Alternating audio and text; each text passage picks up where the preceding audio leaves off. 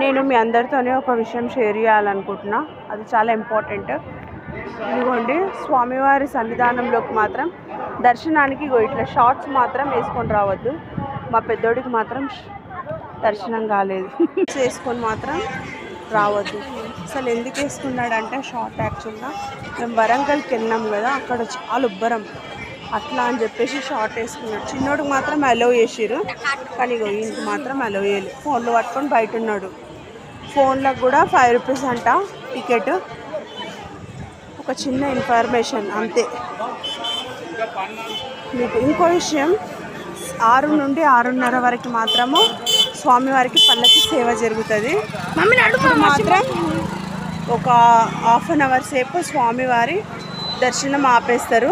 మాకైతే ఈరోజు దర్శనం ఆపేసినా సరే మా వారికి మాత్రం పల్లకి సేవ ఆ స్వామికి చేసుకునే అదృష్టం మాత్రం మాకు దొరికింది.